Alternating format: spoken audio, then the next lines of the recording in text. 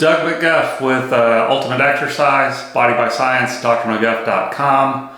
Today is Saturday, September 30th, 2023, and today I just wanted to take a moment to wish the best of luck to my good friend Drew Baye, who today is competing in the NPC Daytona Beach Physique Classic bodybuilding contest. He started on this journey about 1 year ago when he was about 45 to 50 pounds over fat. He decided to finally just buckle down and apply the vast knowledge that he had towards shedding body fat, getting lean, and improving his own physique.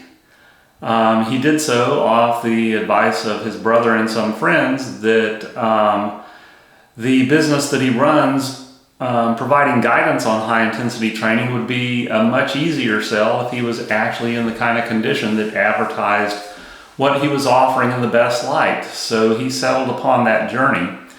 And if you go to baye.com, B-A-Y-E.com, you can see his website. And for those of you that are not members of his hit list, which is his private forum, I highly recommend just paying to get into that site, because if you do so, you get all of the content retroactive, and it's very fascinating to see how he progressed through this over the course of a year.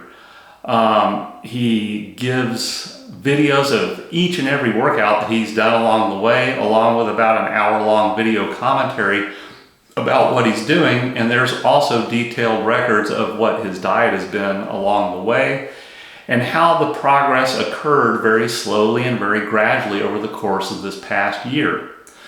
To the extent now that he, at a height probably of about 5'8", 5'9", has a body weight that's fluctuating between 184 to 192 pounds at 3 to 5% body fat. It was probably about in July where he started to hit single-digit body fat and really started posting a lot of pictures of how he was progressing along. And I gotta say, he looks simply fantastic, and he was aiming to reach a peak condition at his 50th birthday, which he succeeded in doing. And it's very instructive because you can see each and every routine that he did along the way. And the amazing thing is even in the HIIT community now, it has become a fairly popular notion that if you want to achieve muscular hypertrophy, that might require a little bit more frequency and more volume than is normally prescribed in traditional HIIT vernacular. But Drew Baye has developed his current condition on single set to failure, super slow or time static contraction exercise, done relatively infrequently, at most twice per week. Sometimes he spaces out more to every fourth or fifth day, depending on how his recovery is doing. And again, he's using all super slow and time static contraction protocols, which has also kind of fallen out of favor for hypertrophy. But as you can see on his site, the results he has achieved are simply outstanding. So today he'll be competing in multiple classes. He'll be competing in the Masters classes, both at the 50 and over, 45 and over, and 35 and over level, as well as the open class. And looking at the photos that he's posted online in the very recent past, I highly expect that he's probably going to do quite well.